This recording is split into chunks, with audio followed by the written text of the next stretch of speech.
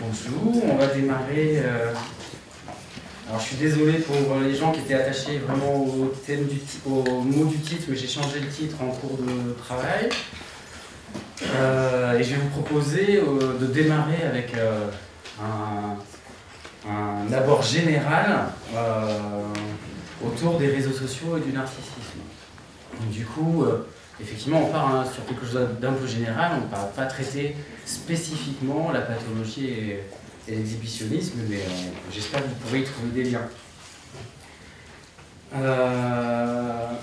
Ce qui m'a amené à changer le titre, au départ, le titre c'était une société où il faut se montrer. Et du coup, j'ai changé au fur et à mesure en une société où il faut être vu. Donc il y a plusieurs choses qui m'ont amené à changer ce titre en cours de route. Et ça me paraissait essentiel. D'abord une petite vignette clinique. C'est la rencontre avec une patiente, une jeune que j'ai reçue au point de parents adolescents où je travaille. Et ça me permet aussi de vous montrer à quel point, dans les entretiens psychologiques, le numérique est relié à la discussion et à l'histoire des patients. Maintenant, tout est un peu intégré. Donc, cette patiente que je reçois se sépare de sa copine, elles sont séparées, et donc elles ont une discussion sur les affaires à récupérer chez celle chez qui elle était. Et cette discussion est un peu difficile. Et maintenant, c'est devenu un peu une habitude. Je lui demande, parce qu'on parle d'une discussion, mais je lui demande comment s'est passée cette discussion. En fait, elle dit, mais en fait, c'est une discussion sur réseau social, sur Snap. Parce que, en fait, ça ne s'est pas annoncé au départ. En général, maintenant, souvent quand on est en entretien, on parle d'une dispute, on parle d'une discussion, et en fait, c'est petit à petit qu'on s'aperçoit que finalement, c'est pas une discussion orale, c'est par écrit, etc.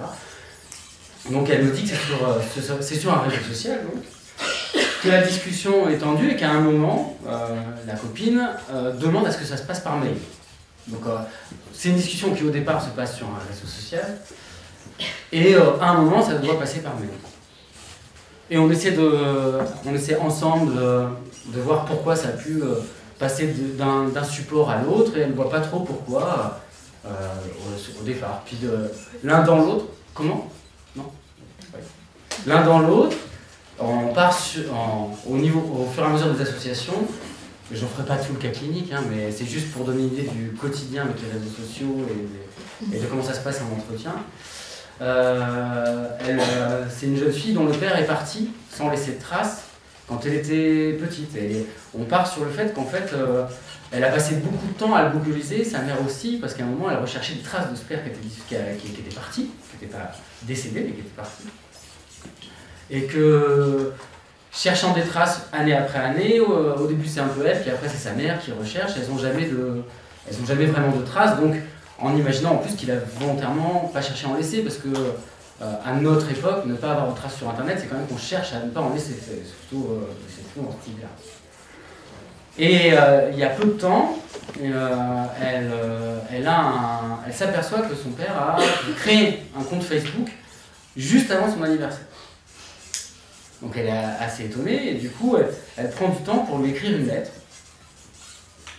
Elle ne l'a pas vue depuis longtemps, elle demande des nouvelles, elle lui écrit une lettre, mais comme elle n'est pas dans son réseau d'amis, vu la configuration de Facebook, elle ne sait pas si il a reçu cette lettre, s'il l'a vue, elle n'a jamais de nouvelles. Donc elle ne peut pas savoir s'il a vu la lettre qu'elle a envoyée. Et c'est là où elle fait une association, où on revient sur cette première discussion et cette première dispute, et elle dit, mais en fait, je sais, en fait, mon ex, elle a voulu passer par mail pour ne pas me mettre des vues. Pas me lâcher des vues. Alors, je dis, mais qu'est-ce que ça veut dire, lâcher des vues, mettre des vues? En fait, lâcher des vues, mettre des vues, c'est lire un message et pas répondre. Et donc, je m'aperçois dans l'entretien, et aussi en discutant avec mes collègues, et aussi, j'ai le bonheur d'avoir des ados à la maison en discutant avec eux, qu'en fait, maintenant, ça je ne savais pas, je m'en aperçois, le terme de mettre des vues ou lâcher des vues, c'est très impoli. En fait, c'est comme raccrocher au nez, c'est comme claquer la porte au nez. En fait, on pourrait rompre une relation parce qu'on nous a lâché un but. On pourrait perdre un ami parce qu'on n'a pas répondu. C'est dans le sens de ne pas répondre, mais c'est dans le sens j'ai vu le message, mais j'en ai pas dit quelque chose. Alors qu'effectivement, par exemple, la lettre qu'elle avait envoyée à son père, on pourrait dire que c'est une bouteille à la mer. On ne s'attend pas à une réponse tout de suite. On envoie quelque chose et on attend un éventuel retour. Alors que sur les réseaux sociaux, il y avait quand même cette dimension où c'était difficile de différer la réponse au fait qu'on a envoyé un message. Et on peut même rompre un lien complètement si c'est le cas. Sans spoiler, si des gens sont très attachés à la série qui s'appelle Sex Education et qu'ils n'ont pas vu la dernière saison, il faudrait qu'ils sortent de la salle et qu'ils se bouchent les oreilles. Ah, j'en suis désolé. Après c'est dans les premiers épisodes, donc il n'y a pas un enjeu majeur. Mais du coup, deux des personnages principaux qui sont séparés dans la nouvelle saison, parce qu'il y en a une qui fait des études aux États-Unis alors que lui est en Angleterre, ont une relation amoureuse. Et donc la jeune fille, dans une frustration et dans une volonté d'avoir une relation érotique avec lui, lui envoie un nude. Et lui, un nude, est-ce que vous savez? Donc, il envoie une photo de nu d'elle. Dans un échange que elle. Et lui, il sait pas trop quoi en faire. Alors il se dit, il faut que je lui réponde, mais il se regarde, il se dit, ben non, en fait, moi ça me parle pas de lui renvoyer ma photo à moi. Et donc il reste quand même quelques jours à pas lui répondre. Et donc les jeunes qui sont autour d'elle, qui sont à la fac, qui sont dans des études littéraires, elle leur en parle, elle leur dit, mais j'ai pas eu de réponse. Et tous leur disent, mais lâche-le. Il n'a pas répondu, il t'a pas donné quelque chose, il t'a pas donné une parole sur ce que tu lui as envoyé. Oublie-le et moi je serai toi, je passerai à autre chose. Alors qu'ils ont une relation depuis longtemps. Donc, c'est pour ça que j'ai mis une société où il faut être vu. Pas dans le sens vu de l'image, mais dans le sens, il faut avoir une réponse à ce qu'on a envoyé. Comme je fais une intervention sur le narcissisme aussi, j'ai considéré que c'était peut-être important de rappeler le mythe de Narcisse. Je vais le faire assez rapidement, mais j'aime bien raconter des histoires, donc on peut y aller. Et ça a un lien avec ce qu'on dit maintenant.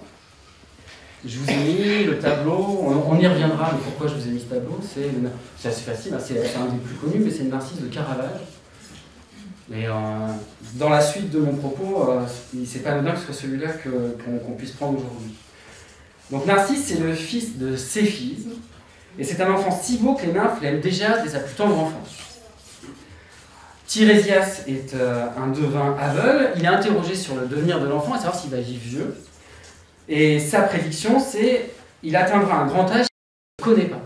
Ce qui est un peu l'inverse du connais-toi toi-même. Donc il atteindra un grand âge s'il ne se connaît pas. Quand il grandit, Narcisse, les nymphes, les jeunes hommes sont très attirés par lui, charmés et essayent de le charmer. Et lui rejette tout le monde avec une espèce de fierté. Effectivement, il n'est pas intéressé ni par les relations érotiques, ni par les relations amoureuses. On pourrait dire de nos jours d'ailleurs qu'il est aromantique, asexuel. Pourquoi c'est pas nouveau? À 15 ans, la nymphe Écho tente elle aussi de charmer Narcisse. Alors Écho, elle a quelque chose de particulier. C'est qu'elle a été maudite par Héra, parce que c'est elle qui couvrait un peu Zeus quand il trompait Héra. Donc Héra, elle est un peu revancharde, sur ce coup-là. Et comme c'est en parlant qu'elle couvre Zeus, Héra dit « Cette langue qui m'a trompé perdra de son pouvoir et tu n'auras plus le libre usage de ta voix. » Et donc, Écho est condamné à ne répéter que la fin des phrases du mot. Elle ne peut pas faire autre chose dans une discussion que répéter la fin des phrases de ses interlocuteurs. Donc on peut imaginer qu'une relation amoureuse dans ce cadre-là, le premier contact est un peu difficile et c'est un peu un quiproquo avec Narcisse. Narcisse qui s'intéresse, pas forcément aux relations amoureuses, et Écho qui peut que répéter la fin de ses phrases. Je ne fais pas dans le détail leur non-rencontre, mais après ce quiproquo, elles se retirent dans les bois et se dessèchent et se font dans les parois rocheuses, ce qui donne du coup l'écho quand on est face à une paroi rocheuse et qu'on reçoit la fin de sa phrase. En plus, au départ, c'était une nymphe des montagnes. L'appel des nymphes désespérées de dire « mais ce Narcisse, si beau, si charmant, qui ne fait attention à personne, c'est vraiment trop malheureux », est entendu par la déesse Ramnusi, qui est aussi Némésis, c'est-à-dire la déesse du double. C'est pas inintéressant dans le narcissisme, on verra. Et donc, en entendant leur douleur, elle condamne Narcisse, elle aussi, à son tour. Que le barbare aime à son tour sans pouvoir être aimé. Comme on l'aime sans avoir de retour, on le condamne lui à avoir ce même destin. Et donc au détour d'une clairière dans une forêt, il tombe sur une fontaine d'eau pure, il voit son reflet sans le reconnaître au départ, et séduit et tombe amoureux de ce reflet. Mais dans le mythe, il dit qu'il ne se reconnaît pas au début, il tombe amoureux de quelqu'un d'autre. Et quand il s'aperçoit que c'est lui-même, que c'est son reflet, là il se désespère de ne pouvoir avoir de retour, donc de ne pas pouvoir être vu finalement. C'est de ne pas être avec quelqu'un d'autre qui va reconnaître cette relation, ne pas pouvoir la concrétiser. Il va effectivement dépérir en mourant en disant « objet trop vainement aimé, adieu ». Ce que va répéter Écho. La fin de la phrase. Adieu. Voilà pour le mythe de Narcisse. Donc, pour moi, il y avait, entre le mythe et les réseaux sociaux, et ce que j'ai retenu comme mettre des vues ou lâcher des vues, je trouvais qu'il y avait un lien que je pouvais reprendre. Et ce qui me sert, en général, j'avais déjà fait des interventions, on va revenir sur le numérique maintenant, parce que j'ai un peu faire un temps sur le numérique et après on verra le lien avec le narcissisme, c'est justement d'utiliser cette dimension du passé, le mythe, comparé à une actualité de l'innovation qui sont les réseaux sociaux. Je trouve assez intéressant d'avoir ces outils qu'on appelle le synchronique et le diachronique, on va y venir. Pourquoi j'ai ça? Non. Alors le synchronique et le diachronique, vous verrez, j'ai fait des schémas alors qui pour le coup ne sont pas du tout artistiques. Ça m'aide à penser, je vous les propose, ça peut aider à penser, mais c'est vraiment très schématique. Donc le diachronique, c'est l'évolution dans le temps, c'est la flèche noire, le diachronique. Donc le diachronique, ça peut être la dimension du mythe, c'est quelque chose qui nous accompagne depuis l'Antiquité. Donc on peut dire que ça a quand même résisté au temps et que ça nous a apporté au fur et à mesure des informations, de la matière à penser. C'est pour ça qu'on le reprend aujourd'hui. Alors que le synchronique, c'est une organisation à un instant T. Donc les réseaux sociaux, ça part de la linguistique au départ, de Saussure, qui a amené ces termes et qui les a beaucoup travaillés, dans le sens où la langue peut être étudiée comme ceci. C'est-à-dire, la langue, c'est à la fois une histoire de la langue, la transformation des mots, on est parti du vieux français, on arrive à la langue actuelle, et la langue évolue avec le temps. C'est une manière de l'étudier, mais on peut l'étudier à un instant T, c'est d'ailleurs ce qu'on apprend dans les collèges et les lycées en général, c'est-à-dire comment elle fonctionne maintenant. Parce qu'en fait, comment elle fonctionne en vieux français, ça ne leur servirait pas à grand-chose. Donc là, comment elle fonctionne maintenant, ça c'est le synchronique. C'est pour ça que j'ai pris le tableau de Caravage, parce que Caravage, lui, c'est ce qu'il fait comme travail. Parce qu'en fait, c'est un conte antique. Jusqu'à maintenant, les représentations en général sont antiques. Donc on imagine un éphèbe, un corps à moitié nu, enfin un corps avec un pagne et une couronne, je caricature, mais une couronne de fleurs sur la tête. Et en fait, Caravage, pour son époque, habille Narcisse de manière moderne. Là, pour nous, c'est pas moderne, mais pour son époque à lui, c'est comme ça que les gens sont habillés. Donc en fait, il revisite le conte de Narcisse. Pour ses contemporains, c'est moderne comme tableau. Donc c'est exactement ce qu'il fait. Il travaille à la fois le mythe, c'est-à-dire il reprend un mythe, donc c'est la dimension diachronique, et il l'habille de manière contemporaine, donc il redonne un voile contemporain, c'est la dimension synchronique. Et c'est de ceci dont je vais me servir pour aborder le numérique et l'innovation technologique. C'est pour ça que j'ai changé, excusez-moi, je reviens. Au départ, c'était donc se montrer et avec les réseaux sociaux, et là je prends un peu plus de recul, c'est-à-dire je vais parler de l'ère numérique en général, et on resserrera certainement pour certaines choses sur les réseaux sociaux. Non, là, pardon. Alors du coup, je sais pas comment, ça va être les deux doigts. L'écran tactile, deux doigts. Comment? Ouais, ça marche, faut que je fasse avec deux doigts. Ok. Donc, pour moi, la place de l'innovation, souvent, le progrès technique et l'innovation va nous faire passer justement de deux temps synchroniques différents. Je m'explique avec ce schéma. Alors, non, alors deux doigts. Hop, Non, ça marche pas. Je vais y arriver. Alors... Ça y est, ça non. cherche. Ça cherche? C'est bon, c'est bon. Donc voilà. L'innovation technique, je ne sais pas ce que vous appellerez l'innovation technique. Alors ça peut être l'invention d'Internet, selon chacun. Ça peut être la 4G, la 5G, ça peut être l'iPhone 11 par rapport à l'iPhone 10, je ne sais pas. Ce qu'on va considérer comme étant une innovation technique ou une innovation technologique. Mais en tout cas, elle va nous faire passer d'une version 1.0 à une version 2.0. On va reprendre des termes par exemple informatiques où on va passer de la version Microsoft 9 à 10, etc. Ça ne fonctionne pas pareil, mais on est sur la même organisation. Et donc par exemple une innovation technique peut nous faire passer d'une version 1.0 à une version 2.0. Donc la version 2.0 c'est, j'ai mis ça aujourd'hui, tu fais un haul sur TikTok après un bail de shopping avec une copine. La version 1.0, c'est si vous ne comprenez pas ça, c'est que vous êtes dans la version 1.0. Alors, pour ceux qui ne savent pas, j'en sais rien. Alors, un bail, c'est un peu un contrat, on fait un projet ensemble. Et un haul, tout le monde sait ce que c'est ou pas? Non. Un haul, c'est quand on rentre du coup d'avoir fait des courses, d'avoir fait du shopping, bah, sur un réseau social, on va déballer et essayer avec ses copines et ses copains tout ce qu'on a acheté. On n'attend pas d'aller au collège pour le montrer, et puis en plus, ça veut dire qu'il faut le faire régulièrement. Donc, un haul, c'est ça. Un haul en anglais, c'est un trésor, c'est un butin. Donc, on revient avec un butin et on va le partager avec tous les autres pirates. C'est ça. Donc, ça, par exemple, si vous en parlez à des collégiens, eux, ils sont dans cette version-là, ils vont vous comprendre. Donc voilà, on sent bien que l'innovation technique va pouvoir marquer quelque chose. C'est-à-dire que pour certains parents que j'ai suivis longtemps, ils avaient vraiment la sensation qu'avec Internet, qu'avec les réseaux sociaux, qu'avec le numérique, eux étaient dans une version 1.0 voire 0.5 et que les ados étaient dans une version 2 ou 3 et qu'il y avait une difficulté de communication et de transmission, on y reviendra.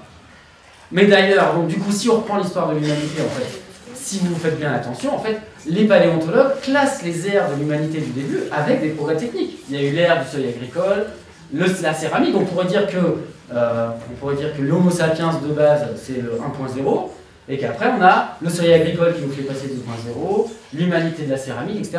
Et à chaque fois, c'est l'innovation technique qui va marquer un passage à un autre type d'organisation. On est toujours des humains, mais on va s'organiser autrement. A noter que j'ai pris le terme innovation, avant on prenait le terme progrès. On a un peu perdu l'espoir dans le fait que ce soit pour un mieux. Donc du coup on n'entend plus le terme d'innovation. Et aussi on n'emploie pas le terme de révolution. Il y a un moment où c'était vraiment la révolution technique, la révolution technologique. Révolution, il y a un peu l'idée de on repart à zéro. Alors, en général c'est ça, les révolutionnaires ils veulent tout remettre à plat et on repart à zéro. Donc il n'y a pas ce côté où on est toujours sur la même ligne diachronique. On changerait de ligne diachronique.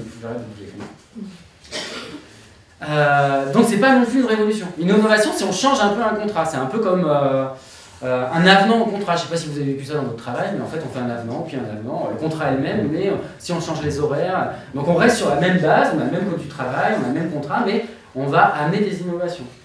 Ce qui peut amener à dire aussi que des fois on change tout. C'est-à-dire que l'innovation, c'est aussi dire je vous propose un nouveau plan, on va tout révolutionner, on va révolutionner les prises en charge, etc. Et puis en fait, finalement, on met des nouveaux noms, et puis finalement, ce qui se passe reste le même. Donc des fois, c'est tout changer pour ne rien changer. Mais bon, on va. Et aussi bien le narcissisme que, c'est là où il y a un lien, aussi bien le narcissisme que la technologie, et les innovations nous amènent à un clivage. Souvent, on va avoir affaire à un clivage qui est soit on est technico-sceptique, où vraiment tout ce qui vient de l'innovation technique est négatif, les adolescents ne lisent plus, ne réfléchissent plus, ils font n'importe quoi sur Internet alors qu'avant ils étaient très super intelligents. Ou alors le contraire, le côté l'innovation va tout changer, va améliorer, et ça on a ça souvent. Et le narcissisme c'est un peu pareil, hein. C'est-à-dire que le narcissisme, on a le côté égoïste, l'enflure du moi, je ne fais pas attention aux autres. Et moi, en tant que psychologue, et en plus je pratique de la méditation, dans des activités hautement narcissiques, bah, du coup, on est plutôt sur l'amélioration du développement personnel, le retour vers soi, etc. Donc on voit bien qu'on a aussi, c'est un peu clivé le narcissisme, selon comment on va le prendre, c'est des concepts qui sont pas simples, qui sont complexes, et on peut facilement tomber dans des rapports un peu négatifs, positifs, facilement. Si y a un peu la sidération du... Par exemple, le pervers narcissique, ça sidère, donc on est obligé de se positionner. Et ça a été le cas à toutes les époques. Donc j'ai pris par exemple, aux États-Unis, une époque marquante, c'est le 19e siècle avec l'industrie. Il y a le train qui se développe, il y a beaucoup de choses qui se développent au niveau industriel, et il y a ce côté innovation technique. Et à l'époque, il y a le transhumaniste, on pourrait dire. Maintenant, les transhumanistes, ils parlent même du fait qu'on est lancé sur un toboggan de la transgression. Donc on n'a pas le choix, on descend le toboggan, de toute façon on ne peut pas le remonter, et puis on va transgresser tout ce qui se passe, il n'y a pas trop de choix. Et Thomas Edison, il faisait partie, on pourrait dire qu'à l'époque du 19e siècle, c'était pas le terme, mais c'était un transhumaniste. Il écrivait, au 19e siècle, les livres seront bientôt obsolètes dans les écoles. Les élèves recevront un enseignement visuel. Il est possible d'enseigner tous les domaines de la connaissance humaine par le cinéma. Notre système scolaire va complètement changer d'ici 10 ans. 10 ans, hein. Nos travaux montrent de façon concluante la valeur des films dans l'enseignement de la physique et de la chimie. C'est marrant de voir qu'à l'époque, déjà, le cinéma arrive et qu'on se dit, bah voilà, ça y est, on arrête les profs, on les met devant un film, ça va bien mieux marcher, on va faire des bons films, et puis finalement, en 10 ans, ça n'a pas tout à fait fait ça. Et on est encore sur cette question-là, je pense, à l'heure actuelle, avec les réseaux sociaux, le distanciel, l'effet du Covid et des confinements, de se dire, mais on pourrait remplacer, c'est vrai que ça pourrait... Il y a l'idée que le numérique pourrait remplacer quelque chose, que l'innovation technique va remplacer quelque chose plutôt que d'arriver en plus. Et en technico-sceptique, on avait Thoreau, qui est un écrivain, poète, qui lui carrément à l'époque s'était retiré dans les bois pour vivre dans une cabane qu'il construisait lui-même en coupant du bois. Et à l'époque, pour lui, il y avait l'arrivée du train, et le train, ça avait révolutionné quelque chose, c'est-à-dire que dans tous les États-Unis arrivaient assez rapidement les nouvelles. Et il écrit, pour le philosophe, toute nouvelle, comme on l'appelle, est commérage. Et ceux qui l'éditent, aussi bien que ceux qui la lisent, ne sont autres que commères attablés à leur thé. Toutefois sont-ils en nombre qui se montrent avides de ces commérages. Il y a eu tel courus l'autre jour, paraît-il, à l'un des bureaux du journal, pour apprendre les dernières nouvelles, que les vitres se sont cassées. Donc on voit un peu cet effet. Il y a des nouvelles que lui ne trouve pas intéressantes, je lui laisse le jugement, lui il est sur les romans, sur la philosophie. Mais donc à l'époque, l'innovation scientifique, c'est les trains arrivent et les journaux arrivent dans un temps record, donc on a des nouvelles tout de suite. Et bah du coup, il y a tellement de monde que les vitres du journal se cassent et qu'il y a un attroupement. Donc on voit bien cette idée, déjà à l'époque au 19e siècle, d'un technico-scepticisme ou d'un transhumanisme, de dire on fait confiance ou pas. Mais encore une fois, quelque chose de clivé. Mais on peut remonter plus loin à Socrate. Socrate, il vient d'une époque où on transmet le savoir à l'oral. Donc pour lui, la quintessence du savoir, c'est d'avoir un dialogue avec les jeunes pour qu'ils fassent évoluer leur esprit critique. À son époque arrive une révolution, une invention, une innovation comme vous voudrez, c'est le livre. Et du coup, il y a les sophistes pour qui c'est un outil très important, en plus qu'ils le vendent. Donc du coup, ils se font de l'argent en plus avec. Et donc, il rencontre un jeune qui se précipite pour aller jeter les livres des sophistes. Et lui, il est très inquiet de ça. En fait, il trouve que les jeunes, avec les livres, ne vont plus réfléchir, ils vont apprendre bêtement. Enfin, pour lui, et donc il emploie le terme de pharmacone. C'est lui qui travaille le terme de pharmacone. Le pharmacone, c'est qu'un objet puisse être à la fois un remède et un poison. Donc ça peut se relier aux médicaments, ça peut se relier aux drogues, ça peut se relier à plein de choses. L'idée que, en soi, certains objets privés peuvent représenter ou un remède ou un poison selon l'utilisation qu'on en fait. Finalement, ça ne dépend pas de l'objet, ça dépend de son utilisation, ça dépend de l'être humain.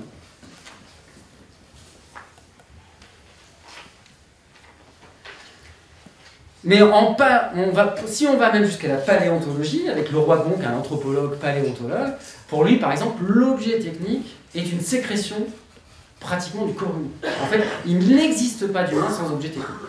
Pour lui. L'objet technique préexistait même à l'être humain, puisque c'était avant l'Homo sapiens qu'il y avait déjà des objets techniques. À Néandertal, il y avait, donc c'est pas tout à fait l'Homo sapiens quand il y avait déjà des objets techniques. Donc l'objet technique ne peut pas être séparé de l'homme. Il n'y a pas le mythe, par exemple, de l'être humain, du pleine nature, cueilleur, etc., sans avoir un rapport à l'objet technique, n'existe pas. Et il y a toujours eu aussi, un temps d'assimilation de l'objet technique. Par exemple, il y a une nouvelle recherche, ça c'est ce que je viens de dire en travaillant cette intervention. Il y a des nouvelles recherches actuellement qui, par rapport à la découverte du feu. Donc on a un mythe un peu avec Prométhée qui donne le feu à l'homme, que ce soit d'un coup. En fait, on découvre qu'on arrive tout d'un coup à avoir la technique, et puis du coup que la technique amène à ce que le feu se développe et que tout le monde l'accepte. Et en fait, on revient là-dessus en ce moment avec, en plus, des innovations techniques qui permettent d'avoir plus d'informations au niveau paléontologique. Et on s'aperçoit qu'on a mis très longtemps à ce que le feu soit intégré aux communautés. Pourquoi ? Parce que ça demandait une réorganisation complète de la société. Parce qu'en fait, il fallait du coup être autour du feu, manger tous ensemble, être à un temps donné au même endroit. Et qu'en fait, c'est ça qui a bloqué. C'est pas de savoir comment faire du feu. C'est qu'en fait, il a fallu intégrer le feu, qui est quand même pas... C'est une technologie, mais qui est quand même... Pour nous maintenant, c'est quand même pas hyper élaboré. Et ben, ça a demandé énormément de temps pour l'intégrer. Et ce qu'on voit dans mon schéma, c'est qu'en fait, on a mis beaucoup de temps à intégrer des progrès techniques à l'époque, on pourrait dire des innovations maintenant. Et ça s'est réduit en fait ce temps-là. C'est-à-dire que à une certaine époque, il fallait des milliers d'années pour passer du seuil Homo sapiens à agricole. Et puis ça s'est un peu accéléré. Fut un temps, on pouvait même brûler des gens s'ils avaient des innovations qu'on n'était pas prêts à... La Terre, les objets sont ronds, le Soleil est au centre. Non, alors là, la société freinait des cas de fer et on pouvait même brûler des gens qui étaient trop en avance. À l'heure actuelle, on dirait qu'on est un peu sur l'inverse. C'est-à-dire qu'on a un peu l'impression que l'innovation arrive et puis que nous, il faut qu'on court après pour l'intégrer. C'est un peu ce que j'ai représenté avec les disques de manière un peu schématique, mais en gros, les disques, ils s'amenuisent de plus en plus et on a l'impression qu'ils sont de plus en plus proches et de plus en plus rapides. C'est pour ça que on peut parler de disruption. C'est Bernard Stiegler qui amène ça, en reprenant ça d'un terme à la base du marketing, c'est pas anodin. Donc c'est faire voler en éclats, briser en morceaux, rompre, détruire. Et donc, en termes de marketing, c'est une stratégie d'innovation visant à casser les codes et les réglementations existantes. On a tous des exemples en tête, hein. Je parle à Uber, etc. En fait, d'arriver le plus rapidement possible pour que le droit n'ait pas encore le temps de s'adapter, de mettre en place des choses. Et l'idée là, c'est pas l'innovation, c'est en fait le droit du travail. C'est cette question-là qui est en jeu. Donc pour Bernard Stiegler, c'est quand le réel de l'innovation fait éclater les repères permettant de l'appréhender. Pour Gunther Anders, qui est un écrivain, c'est un décalage prométhéen. Effectivement, Prométhée, dans le mythe, amène le feu à l'homme et il n'est pas prêt à s'en servir. C'était les dieux normalement qui s'en servaient. On a tous des exemples en tête, et moi j'ai travaillé longtemps avec des parents où c'était la question. C'est-à-dire, quelque chose est arrivé de nouveau, et les jeunes sont dessus, et nous, qu'est-ce qu'on fait avec ça ? Comment on peut transmettre, mettre des barrières ? On ne connaît pas. Souvent, ils disaient, c'est un espace qu'on ne connaît pas, on ne peut pas dire des choses, puisqu'en fait, on n'a pas de jurisprudence, on ne sait pas comment on s'y développe. Donc le schéma de la disruption, ce serait ça. Il y a une version 1.0 et une version 2.0, et il n'y a plus de lien diachronique entre les deux espaces. Les deux espaces ne peuvent pas se parler.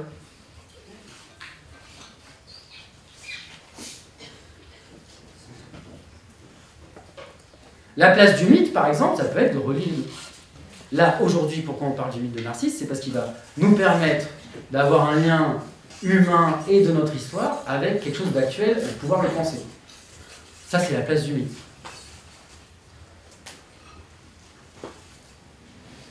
Ça peut être aussi la place de la prévention.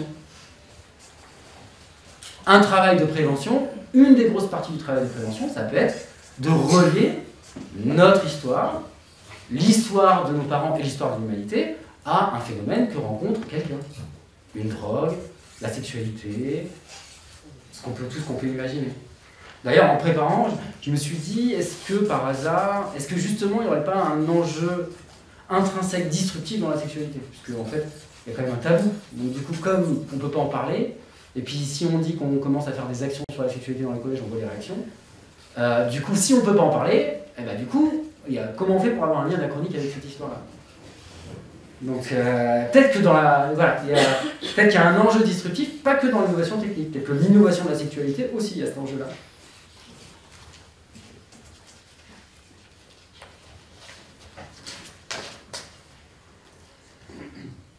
Alors, c'est aussi une manière de faire des liens moi je me sers beaucoup de la métaphore et des images, en général, et dans mes suivis, et dans les groupes.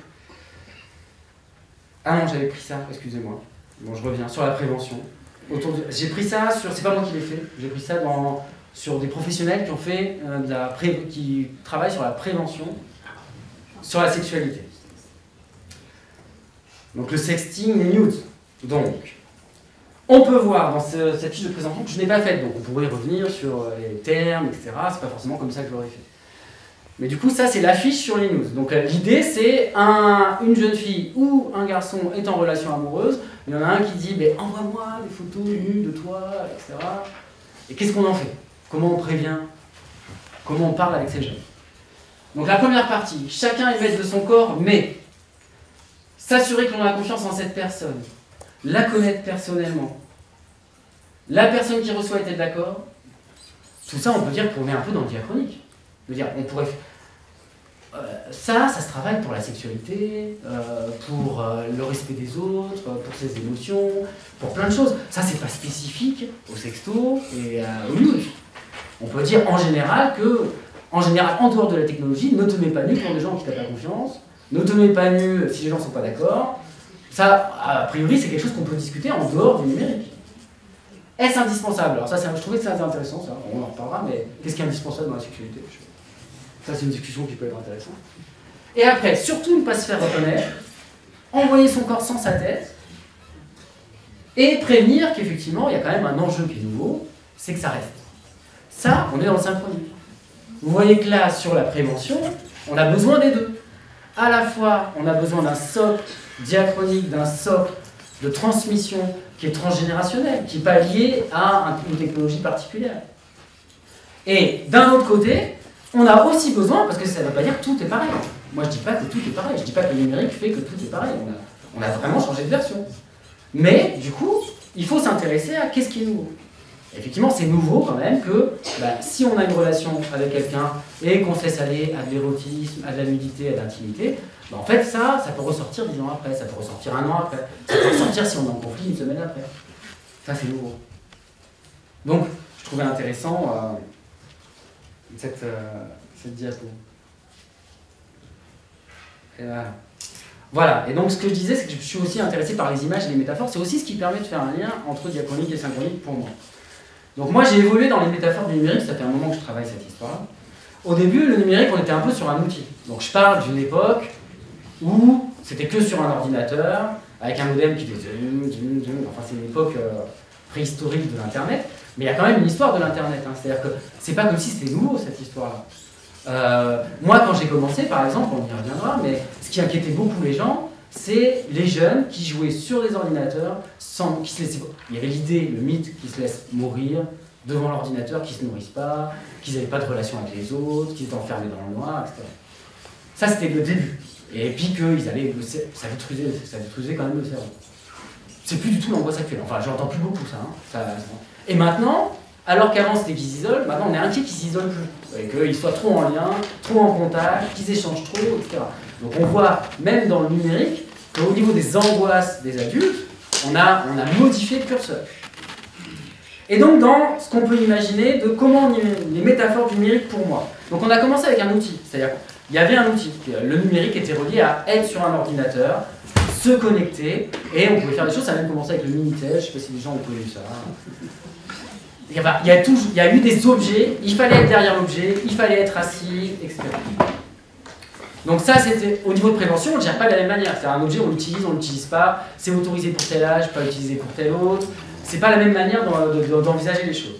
Après, j'ai beaucoup travaillé, moi, à l'époque, sur le lieu. À l'époque, c'était un lieu où on allait. Donc, un lieu où on se rendait.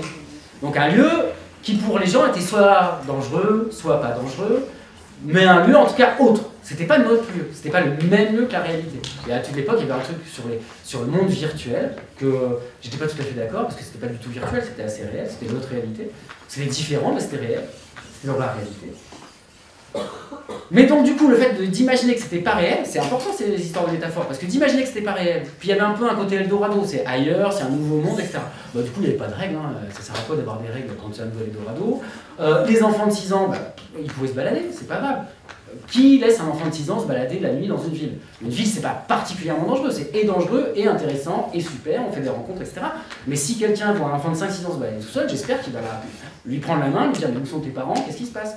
Sur Internet, pendant un temps, ça posait pas de problème, ça posait de problème à personne, sachant qu'en plus sur Internet, il y avait plein de choses qui étaient bien moins protégées que dans la rue. Sur la sexualité, par exemple, on pouvait y accéder bien plus facilement. Mais, bon. Donc de l'imaginer comme un lieu, c'était particulier.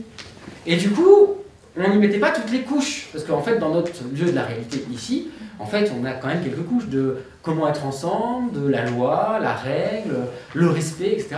Et il y aurait eu, tout d'un coup, c'était un lieu où ça pouvait pas se passer, un peu comme on découvre un nouveau continent, on peut asservir la population, on prend... Enfin voilà, c'est un peu la même idée.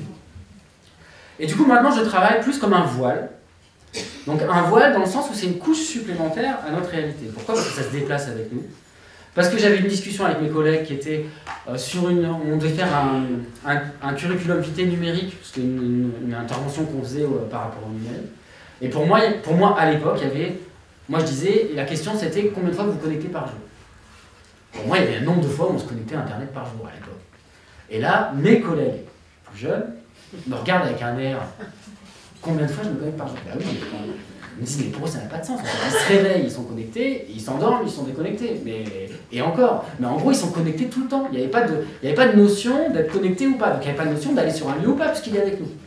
Donc j'ai plutôt imaginé ça comme un voile, en réfléchissant encore une fois à un mythe. C'est dans la mythologie hindoue. Vishnu, qui est un des 3 dieux majeurs, jette un voile sur notre réalité, sur le réel, pour que l'humain puisse y naviguer en gros. En fait, on a besoin d'un voile, et ça permet de mesurer, ça permet de comparer, ça permet d'apprécier, pour accéder à la réalité. Accéder à la réalité sans voile, là je parle d'un voile, c'est multiple, hein, c'est réel, imaginaire et symbolique, c'est toutes les dimensions, mais c'est un voile qui nous permet de ne pas être en contact avec le réel directement. Être en contact avec le réel directement, c'est un peu le traumatisme. C'est soit le traumatisme, soit le mysticisme. C'est au choix, il y en a un qui est moins toxique que l'autre. Soit le traumatisme, soit le... Mysticisme. On peut dire que les mystiques, par exemple, font une expérience et après ils ne peuvent pas en parler, par exemple. Je ne vais pas dire religieux, hein, mystique.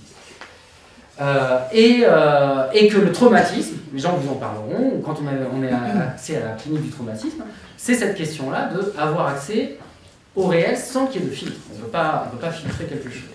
Donc, j'ai trouvé qu'on était peut-être dans un voile nouveau, un voile numérique qui était rajouté à la réalité. Ça change un peu la manière dont on le conçoit. Donc, ça m'amène à poser la question, est-ce qu'il y a un narcissisme 3.0 ?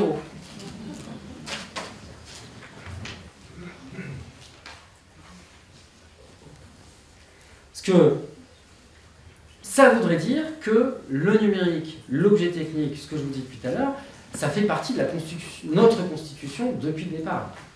C'est pas quelque chose à reléguer de côté. Il y a un philosophe qui s'appelle Simondon qui travaille beaucoup la technique, la technologie, et qui voudrait qu'au contraire, on la remette en sens, surtout à notre époque, il est plus vivant, mais à notre époque, c'est-à-dire que la technologie est constitutive de notre organisation. Donc comment le représenter, ça ? Je vais passer celle-là, on y reviendra après. La manière dont se constitue, on va passer au narcissisme, la manière dont se constitue le narcissisme, alors il faudrait passer une journée sur le narcissisme, donc je vais faire un peu synthétique. C'est la constitution, c'est l'objet qui nous voit et qui nous renvoie à notre constitution. C'est-à-dire, c'est d'être vu qui nous permet d'exister et d'avoir une unité. On est d'accord ? Ça se fait souvent dans la relation aux parents au départ. Un parent, on a une grande histoire de la psychanalyse, je le traduis comme ça aujourd'hui. Les parents qui mettent des vues aux bébés, les bébés ils ont des gros problèmes après de psychopathologie. En fait, mettre un vu, à cet âge-là, c'est très très toxique. C'est notre regard qui permet à un bébé de se construire son unité, avant tout. Et c'est après un retour de ce qui a été éprouvé à l'extérieur qui permet d'exister et d'envoyer quelque chose que nous on éprouve. Donc c'est une espèce de circulation entre un investissement de l'objet qui est centripète, c'est-à-dire que c'est l'objet vers nous. Alors je prends un peu des termes de thermodynamique. et centrifuge, c'est-à-dire que nous vers l'objet. Et c'est une circulation comme ça permanente. Alors du coup, sur le narcissisme, il y a deux figures au narcissisme. On a vu que ce qui est important dans le narcissisme, c'est qu'il y a narcisse et écho. Il n'y a pas que le narcisse.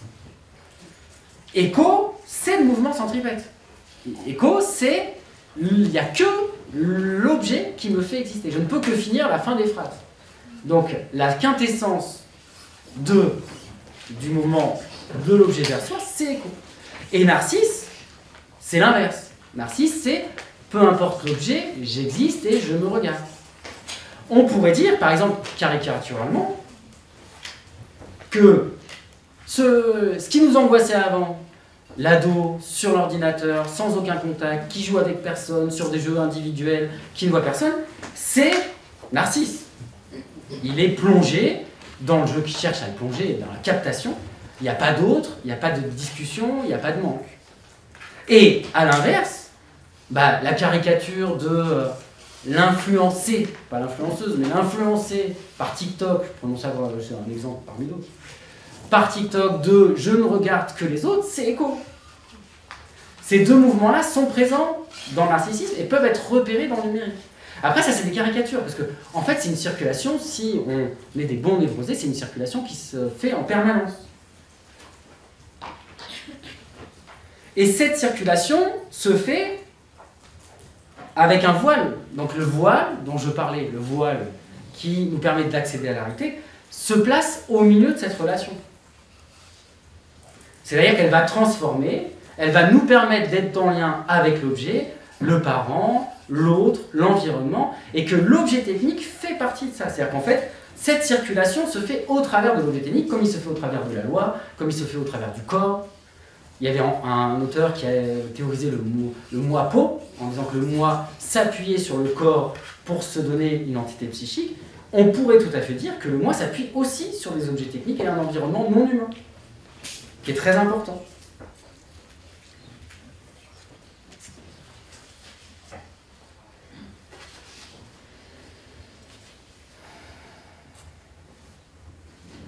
Donc, et d'ailleurs le narcissisme, on pourrait, je reviens à ce que je vous ai zappé tout à l'heure, on pourrait tout à fait reprendre mon schéma pour le moi.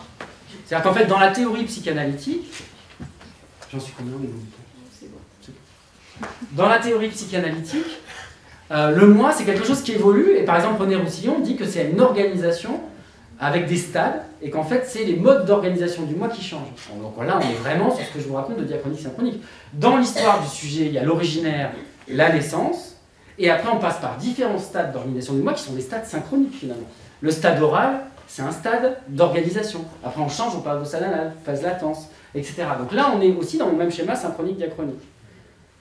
Juste pour une donnée aujourd'hui, pendant un temps, Freud, j'irai pas trop loin, mais pendant un temps, Freud avait théorisé qu'il y avait un stade auto-érotique ou un stade érotique où il n'y avait pas d'objet.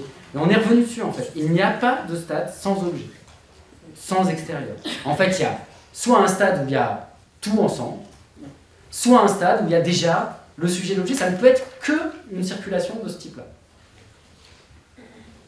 Donc, le sujet et l'objet numérique aussi, existe dès le départ. On va y revenir. On va y revenir, on va y aller tout de suite d'ailleurs. Si on imagine un numérique, un narcissiste 3.0, je m'attache, et je vais un peu pousser le trait juste pour la réflexion, sur l'histoire du narcissiste 3.0. Je ne sais pas si vous savez, par exemple, l'originaire, avant la naissance, par exemple, ou avant la naissance de l'individu. En fait, je ne sais pas si vous savez, mais les gros, on appelle ça les GAFAM, hein. C'est pas un gros mot, mais les gros réseaux sociaux, en fait, ils créent un compte à une personne avant qu'elle soit née. Je m'explique. Quand les parents commencent à discuter sur Facebook d'une naissance, sans le dire, je ne vous donne pas lesquels réseaux sociaux, ils créent un compte, caché en gros, ou officiel pour eux, mais pas pour nous, au nom, quand ils repèrent le nom de l'enfant, qui n'est pas né encore. Et le jour où cet enfant, alors, légalement c'est à 13 ans, mais bien avant, en général, va créer son compte, on va rattacher l'algorithme à tout ce qu'on a enregistré avant en lien avec ses parents, etc. Donc il y a un pré-individuel même pour le numérique, c'est-à-dire avant la naissance, Un peu comme l'histoire de... Il y a des ancêtres qui viennent, bon ben là c'est autre chose. Avant c'était les ancêtres, dans certains pays, on donnait le nom par rapport aux ancêtres. Ben là, il y a une histoire numérique avant que l'enfant naisse. Dans la relation aux parents, c'est marrant parce que j'ai repris c'est René Roussillon, un psychologue qui a beaucoup théorisé le moi, et il emploie le terme d'échoiser. Vous voyez, échoiser par rapport à l'écho. La mère va échoiser la relation au bébé, c'est-à-dire que c'est elle qui va lui donner des mots, une manière d'être. Alors c'est pas que par l'image, c'est pas que par la voix. Là je fais synthétique, mais la voix compte, la manière dont c'est fait compte, l'humeur compte, on est bien d'accord. Mettre un vu, c'est pas seulement ne pas regarder. C'est aussi ne pas porter comme un sac de patates, donner un téléphone sans s'occuper de personne, etc. Ça peut passer par plein de choses. Mais de toute façon, à l'heure actuelle, ce qu'on voit, c'est que dès la naissance du bébé, les objets numériques sont autour. Il y a des grandes chances, par exemple, on a théorisé le stade du miroir, il y a des grandes chances qu'à l'heure actuelle, le stade du miroir soit en partie numérique. C'est un mythe, ça aussi, le stade du miroir. C'est d'abord, je reconnais mon image à l'extérieur pour me la donner à moi. Ben là, ça se passe peut-être par téléphone maintenant, ou par tablette. C'est-à-dire qu'avant de voir ça dans le miroir, ça se voit et dans le miroir et dans les tablettes, en fait. Et du coup, peut-être que ça change quelque chose.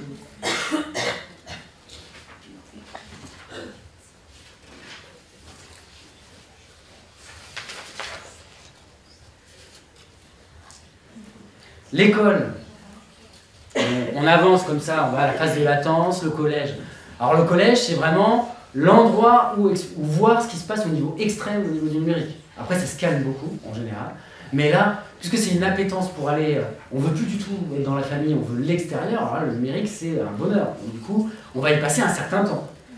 D'ailleurs, de voir que c'est du narcissisme, je ne sais pas qui a fait l'expérience ici d'enlever son téléphone portable, de vouloir enlever son téléphone portable à un collégien ou une collégienne, on voit qu'on enlève une partie de soi quand même. Une partie... hein, on est d'accord. Donc l'école... Parce que je vous parle d'être vu. Donc on est bien d'accord que le narcissisme, c'est d'abord être vu qui nous donne une consistance. Mais en fait, le numérique, c'est pareil. C'est-à-dire que c'est d'abord la société qui demande à ce qu'on voit, à ce qu'on existe au niveau numérique avant qu'on demande aux adolescents. En fait, à l'école, déjà en primaire, il y a des logiciels pour mettre les photos des sorties, pour mettre les devoirs, pour mettre en lien. Au collège, maintenant, c'est carrément habituel que très vite, on crée un groupe WhatsApp, Snapchat, etc. dans la classe directe, parce que ça va permettre d'échanger les devoirs, ça va permettre de créer une dynamique. En fait, il y a des phases numériques qui accompagnent tout ça. J'ai fait avec ma collègue Lac et Dorothée d'ailleurs, justement, un groupe avec des parents et des profs, qui était assez intéressant, parce qu'il y avait un prof qui était très inquiet parce qu'il disait que les enfants n'avaient plus d'intimité. Il trouvait qu'ils perdaient une part d'intimité, avec Pronote, etc. Et il nous raconte, et c'est pas le premier qui me le raconte, qu'en fait, il a fait l'appel au début d'un cours, et il s'est trompé. C'est-à-dire qu'il a mis absent un élève qui n'était pas là. L'élève va le voir au bout de 5 minutes en lui disant « vous êtes trompé ». Et bien, pourquoi il le sait? Il a reçu 10 ou 20 SMS de ses parents en 5 minutes.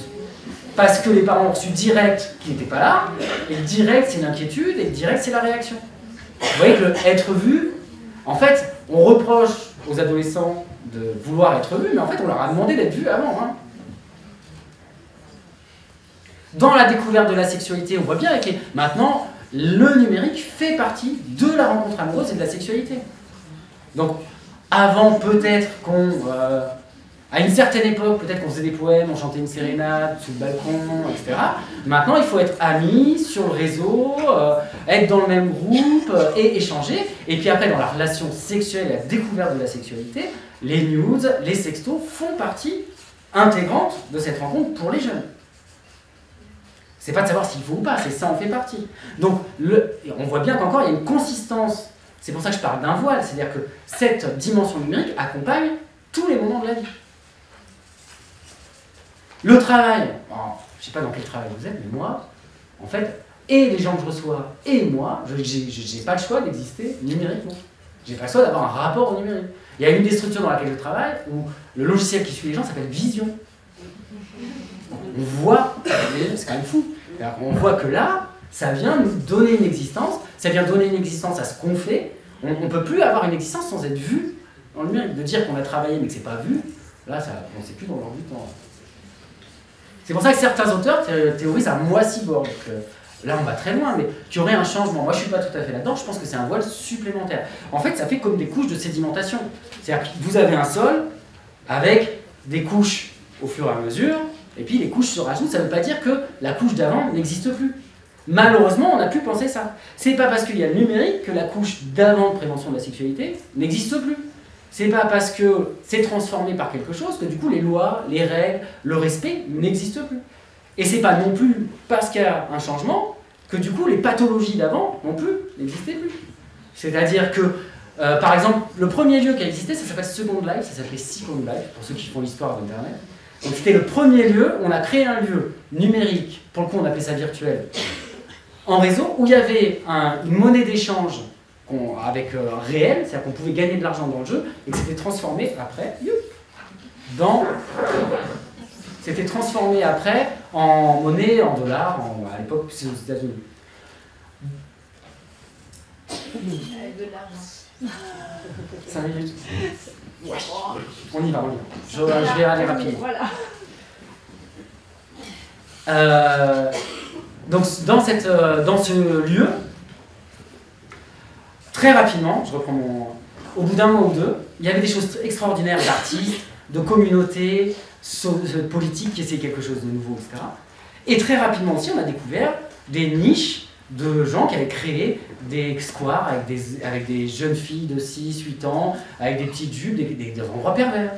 En fait, quand on crée un espace pour l'humanité dans son ensemble l'utilise. Alors, c'est pas forcément qu'il y en a plus, mais c'est qu'ils utilisent un autre espace. Hop là, ça bouge. On avait fini. Alors, l'autre idée, c'est que le narcissisme, c'est pas comme si c'était un lien avec l'extérieur. En fait, toute cette relation sujet-objet, c'est introjecté. C'est-à-dire que c'est d'abord dans un lien à la mère, et puis si on arrive à se construire, c'est dans un lien à nous-mêmes. D'ailleurs, j'ai une phrase peut-être qui dit un peu mieux, je ne vous ai pas lu beaucoup de choses, mais cette histoire-là, pour aller vite, excusez-moi, est-ce que je vais la retrouver? Peut-être pas. Non, tant pis. On va la retrouver.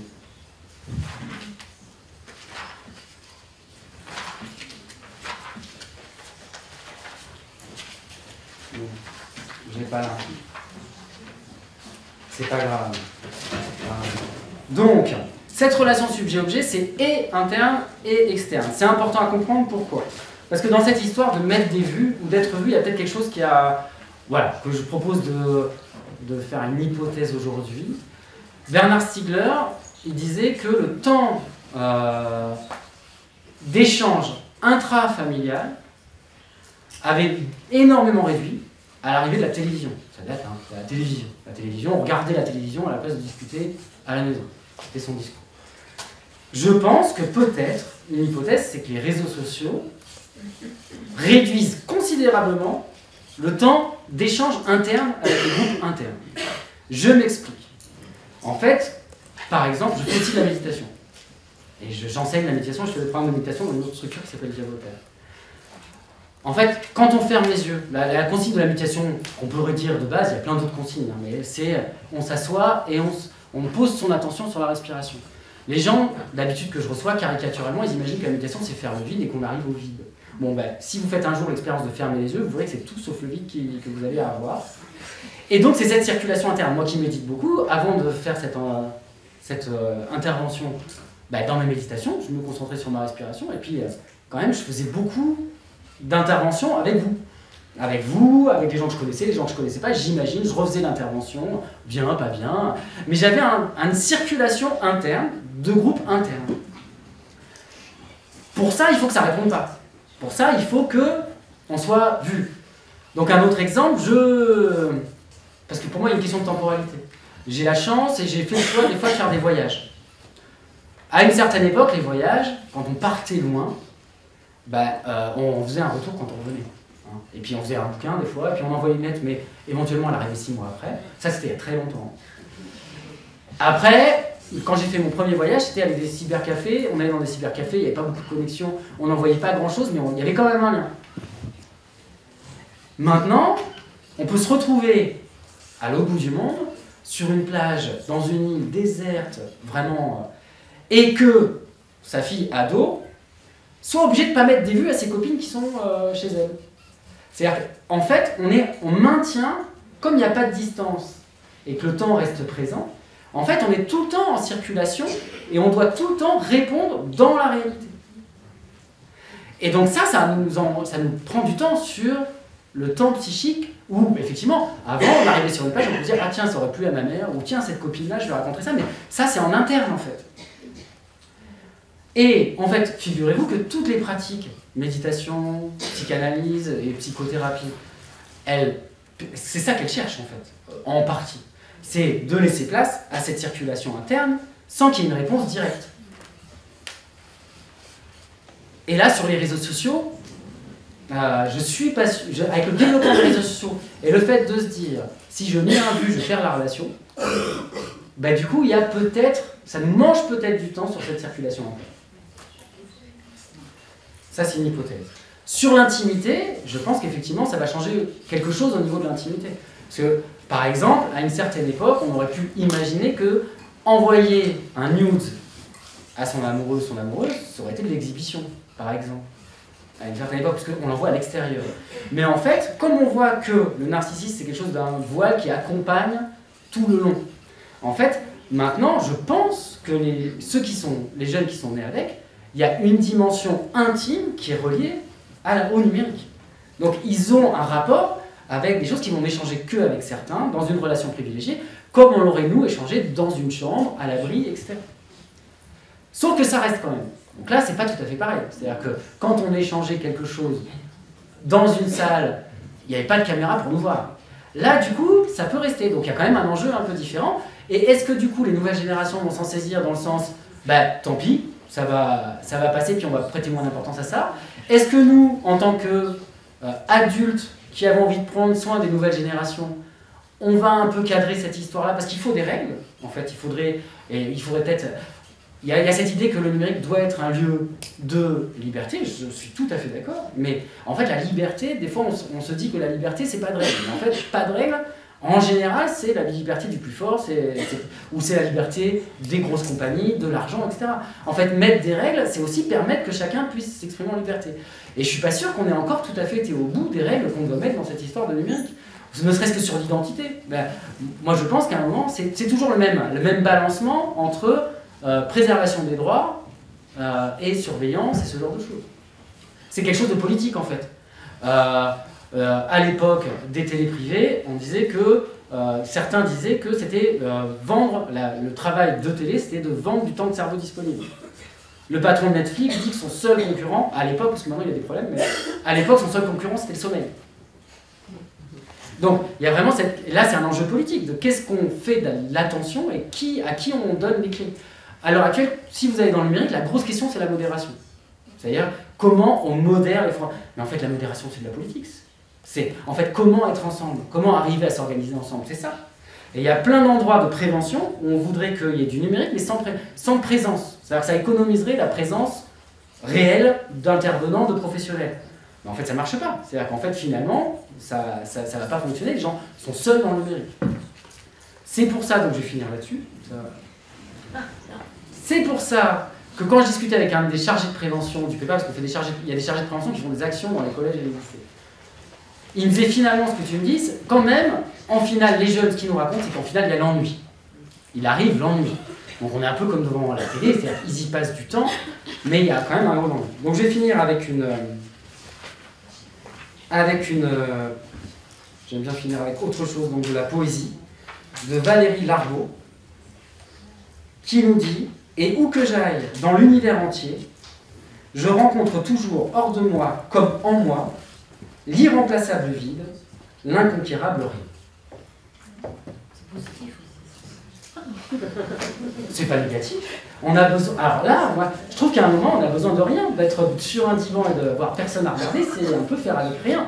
Et du coup, on fait avec soi à l'interne. Bon, je m'arrête là.